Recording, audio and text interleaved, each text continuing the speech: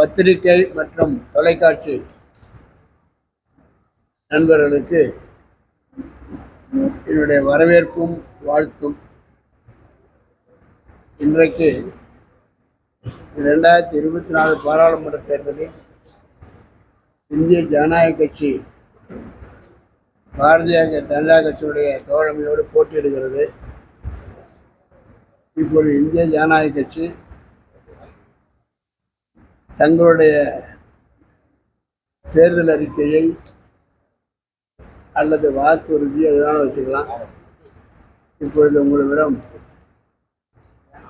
படிக்கப் போகிறேன். 27 வாக்குறுதிகள் கொடுக்கப்பட்டிருக்கிறது. அதற்கான இப்போ நான் படித்து முடித்த உடனே உங்களுக்கு எல்லாத்துக்கும் அந்த காப்பி கொடுக்கப்படும். அதை வைத்துக்கொண்டு நீங்கள் இது பண்ணலாம். எங்களுடைய வாக்குறுதிகளை படிக்கலாமா? ஓகே. உள் கட்டமைப்பு வசதியை வளர்ச்சியை மேம்படுத்துதல். அரியலூர், பெரம்பலூர், துறையூர், நாமக்கல் இடையே புதிய ரயில் பாதை அமைக்கும் முயற்சியின் தொடர்ச்சியாக வரும் நிதியாண்டில் நிதி ஒதுக்கப்பட்டு விரைவில் செயல்பாட்டுக்கு வரும். நம்பர் 1.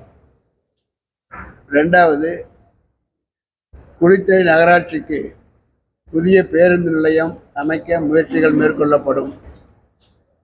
புள்ளம்பாடி மற்றும் லாலாப்பேட்டை ரயில்வே மேம்பாலம் அமைக்கப்படும். கல்வியை மேம்படுத்துதல் என்ற தலைப்பில் லால்குடி மற்றும் குளித்தலையில் தலா ஒரு கேந்திரிய வித்யாலய பள்ளி அமைக்க முயற்சிகள் மேற்கொள்ளப்படும். துறையில் உள்ள பச்சைமலையில் சைனிக் பள்ளி அமைக்க தொடர்ந்து வலியுறுத்தப்படும்.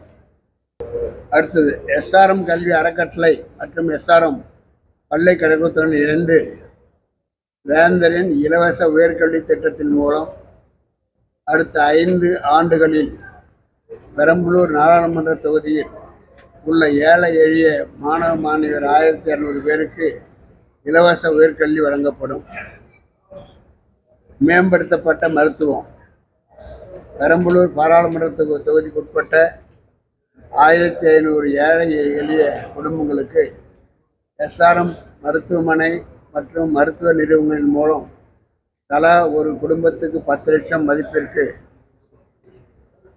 இலவச உயர் சிகிச்சைக்கான மருத்துவ காப்பீடு வழங்கப்படும். 4. வேலைவாய்ப்பு உறுதிப்படுத்துதல். 100 நாள் வேலைவாய்ப்பு திட்டத்தை 150 நாட்களாக உயர்த்திட முயற்சிகள் மேற்கொள்ளப்படும். அடுத்தது, படித்த இளைஞர்கள் பயன்பெறும் வகையில் 6 மாதத்திற்கு ஒரு முறை வேலைவாய்ப்பு முகாம் நடத்தப்படும். அடுத்தது, மகளிர் சுயதொழில் தொடங்கிட பயிற்சி வகுப்புகள் நடத்தப்படும். குருவாயூர் மற்றும் மங்களூர் விரைவு ரயில் லால்குடி ரயில் நிலையத்தில் நின்று செல்ல ஏற்பாடு செய்யப்படும். பெரம்பலூர் பாராளுமன்ற தொகுதிக்கு உட்பட்ட ரயில் நிலையத்தில் தரம் உயர்த்தப்படும். இளைஞர்கள் நலன் ஊக்கப்படுத்துதல். அடுத்த தலைப்பு, கேலோ இந்தியா திட்டத்தின் கீழ் பெரம்பலூர் நாடாளுமன்ற தொகுதிக்குட்பட்ட 6 சட்டமன்ற தொகுதிகளிலும் விளையாட்டு மைதானத்துடன் கூடிய உடற்பயிற்சி மையம் அமைக்க முயற்சி செய்யப்படும். விவசாயத்துறை வலுப்படுத்துதல். 6 சட்டமன்ற தொகுதியிலும் விவசாயிகள் நலனுக்காக உழவர் வழிகாட்டு மையங்கள் அமைக்க ஏற்பாடு செய்யப்படும். ஆராய்ச்சி விற்பனை ஊக்குவித்தல், மதிப்பு கூட்டு பொருள் தயாரித்தல் உள்ளிட்டவற்றில் கவனம் செலுத்தப்படும்.